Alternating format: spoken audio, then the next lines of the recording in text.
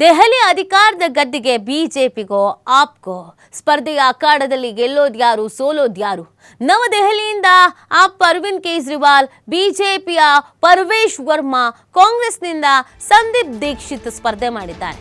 ಕಲ್ಮಾಜಿ ಕ್ಷೇತ್ರದಿಂದ ಆಪ್ನ ಅಭ್ಯರ್ಥಿ ಹಾಗೂ ದೆಹಲಿ ಸಿಎಂ ಅತಿಶಿ, ಕಾಂಗ್ರೆಸ್ನ ಅಭ್ಯರ್ಥಿ ಅಲ್ಕಾ ಲಂಬಾ, ಬಿಜೆಪಿಯಿಂದ ರಮೇಶ್ ಬಿದುರಿ ಸ್ಪರ್ಧೆ ಮಾಡಿದ್ದಾರೆ. ಆಪಿಂದ ಮನೀಶ್ ಸಿಸೋಡಿಯಾ, ಬಿಜೆಪಿಯಿಂದ ತರವಿಂದರ್ ಸಿಂಗ್ ಮತ್ತು ಕಾಂಗ್ರೆಸ್ನಿಂದ ಸಿಂಗ್ ಮಾರ್ಮಾ ಜಂಗ್ಪುರದಲ್ಲಿ ಹೋರಾಟ ಮಾಡ್ತಿದ್ದಾರೆ.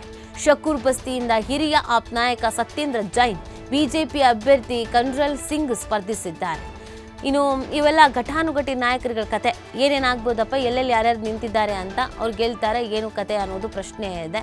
ಇನ್ನು ಇವ್ರುಗಳ ಗೆಲುವು ಸೋಲು, ಯಾರು ಗೆಲ್ತಾರೆ ಯಾರು ಸೋಲ್ತಾರೆ, ಇದೆಲ್ಲವೂ ಕೂಡ ಪ್ರಶ್ನೆ ಆಗಿರುವಂಥದ್ದು. ಘಟಾನುಘಟಿ ನಾಯಕರುಗಳು ಬಿಜೆಪಿಯಿಂದನೂ ಸ್ಪರ್ಧಿಸಿದ್ದಾರೆ, ಕಾಂಗ್ರೆಸ್ನಿಂದನೂ ಸ್ಪರ್ಧಿಸಿದ್ದಾರೆ, ಆಪ್ನಿಂದನೂ ಕೂಡ ಸ್ಪರ್ಧಿಸಿದ್ದಾರೆ. ಆ ರಿಸಲ್ಟ್ಗಳ ಮೇಲೆ ನಿರೀಕ್ಷೆಗಳು ದುಪ್ಪಟ್ಟಾಗ್ತಾಗಿದೆ.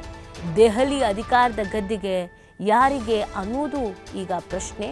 ಬಿಜೆಪಿಗೆ ಸಿಗುತ್ತೋ ಅಥವಾ ಆಪ್ಗೆ ಸಿಗುತ್ತೋ? ಸ್ಪರ್ಧೆಯ ಅಖಾಡದಲ್ಲಿ ಯಾರು ಗೆಲ್ತಾರೆ, ಯಾರು ಸ್ಟ್ರಾಟಜಿ ವರ್ಕ್ ಆಗುತ್ತೆ, ಮತದಾರ ಯಾರು ಕೈ ಹಿಡಿತಾನೆ, ಎಲ್ಲವೂ ಇನ್ನೇನು ಕೆಲವೇ ಹೊತ್ತಲ್ಲಿ ಗೊತ್ತಾಗ್ಬಿಡುತ್ತೆ. ನವದೆಹಲಿಯಿಂದ ಆಪ್ನ ಅರವಿಂದ್ ಕೇಜ್ರಿವಾಲ್ ನಿಂತಿದ್ರೆ, ಬಿಜೆಪಿಯ ಪರ್ವೇಶ್ ವರ್ಮಾ ನಿಂತಿದ್ದಾರೆ, ಕಾಂಗ್ರೆಸ್ನಿಂದ ಸಂದೀಪ್ ದೀಕ್ಷಿತ್ ಸ್ಪರ್ಧೆಯನ್ನು ಮಾಡಿದ್ದಾರೆ. ಇವರು ಘಟಾನುಘಟಿಗಳು. ಇದರಲ್ಲಿ ಯಾರು ಕೈ ಹಿಡಿತಾರೆ? ಅರವಿಂದ್ ಕೇಜ್ರಿವಾಲ್ ಒಂದೊಳ್ಳೆ ವರ್ಚಸ್ಸಿನಿಂದ ಅಧಿಕಾರಕ್ಕೆ ಬಂದರು.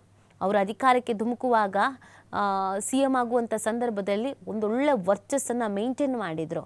ಆದರೆ ಇತ್ತೀಚಿನ ದಿನಗಳಲ್ಲಿ ಅವರ ಆರೋಗ್ಯವೂ ಹದಗೆಟ್ಟಿತ್ತು, ಬೇರೆ ಬೇರೆ ಆರೋಪಗಳು ಬಂದಿತ್ತು.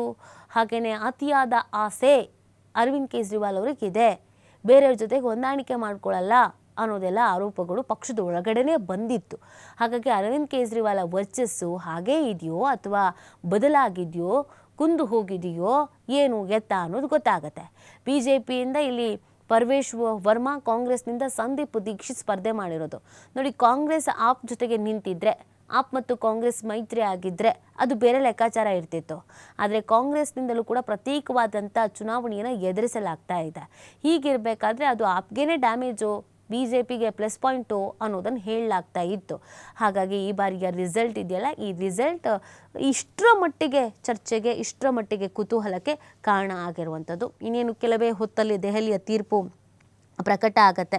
ಮತದಾರ ಪ್ರಭು ಯಾರ ಕೈ ಹಿಡಿದಿದ್ದಾರೆ, ಯಾರಿಗೆ ಕೋಕ್ ಕೊಟ್ಟಿದ್ದಾರೆ, ದೆಹಲಿಯ ಆಡಳಿತ ಜನರಿಗೆ ಇಷ್ಟ ಆಗಿದ್ದು, ಆಪ್ ಕಡೆಯಿಂದ ಇಷ್ಟ ಆಗಿತ್ತು, ಅದನ್ನೇ ಮುಂದುವರಿಸಬೇಕು ಅನ್ನುವಂಥ ನಿಟ್ಟಿನಲ್ಲಿ ಪ್ರಯತ್ನವನ್ನು ಪಡಲಾಗೋದು, ಅಥವಾ ಇಲ್ಲ ಬೇಸತ್ತು ಹೋಗ್ಬಿಟ್ಟಿದ್ದೀವಿ, ಬರೀ ಹೈಡ್ರಾಮಗಳೇ ಆಗಿ ಹೋಗಿದೆ, ಬರೀ ಸಮಸ್ಯೆಗಳೇ ಆಗಿ ಹೋಗಿದೆ, ಈ ಬಾರಿ ಆಪ್ ಕೊಡೋದೇ ಬೇಡ ಅಂತ ಹೇಳಿ ಸುಮಾರು ವರ್ಷಗಳಿಂದ ಅಧಿಕಾರಕ್ಕೇನೆ ಬರದೆ ಅಧಿಕಾರಕ್ಕಾಗಿ ಹಪಹಪಿಸ್ತಾ ಇರುವಂಥ ಬಿಜೆಪಿಗೆ ಅವಕಾಶವನ್ನು ಕೊಟ್ಟು ಬಿಡೋಣ ಅನ್ನುವಂಥ ನಿರ್ಧಾರಕ್ಕೆ ಏನಾದರೂ ನಾಯಕರುಗಳು, ಮತದಾರ ಪ್ರಭುಗಳು ಬಂದು ನಾಯಕರುಗಳು ಗೆದ್ದು ಬಿಡ್ತಾರಾ ಅನ್ನೋದು ಕೂಡ ಪ್ರಶ್ನೆ. ಈ ಕಾರಣಕ್ಕಾಗಿಯೇ ಸಾಕಷ್ಟು ಕುತೂಹಲಕ್ಕೆ ಕಾರಣವಾಗ್ತಾ ಇರೋದು.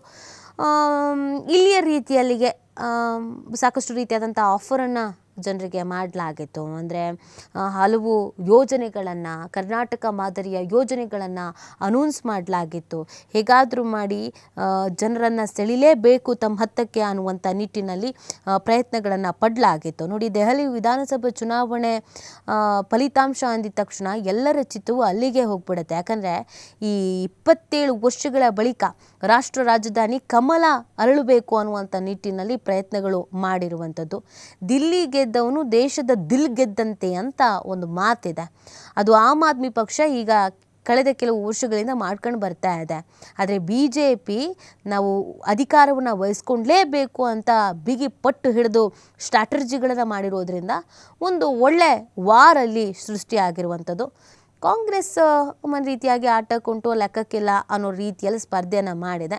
ಇವತ್ತು ಕ್ಲೈಮ್ಯಾಕ್ಸ್ ಇರೋದ್ರಿಂದ ಸಹಜವಾಗಿಯೇ ಇಂದ್ರಪ್ರಸ್ಥದ ಗದ್ದಿಗೆ ಯಾರಿಗೆ ಅನ್ನೋ ಜನಾದೇಶ ಪ್ರಕಟ ಆಗತ್ತೆ. ಹಾಗಾಗಿ ಸಾಕಷ್ಟು ಕುತೂಹಲಕ್ಕೆ ಕಾರಣವಾಗಿದೆ. ಇನ್ನು ಬೆಳಗ್ಗೆ 8ರಿಂದ ಮತ ಎಣಿಕೆ ಕಾರ್ಯ ಆರಂಭ ಆಗತ್ತೆ. 11 ಜಿಲ್ಲೆಗಳ 19 ಕೇಂದ್ರಗಳಲ್ಲಿ ಮತ ಎಣಿಕೆ ಇದೆ. ದಿಲ್ಲಿಯ 70 ಕ್ಷೇತ್ರಗಳಲ್ಲಿ 699 ಅಭ್ಯರ್ಥಿಗಳು ಸ್ಪರ್ಧೆಯನ್ನು ಮಾಡಿದ್ದಾರೆ.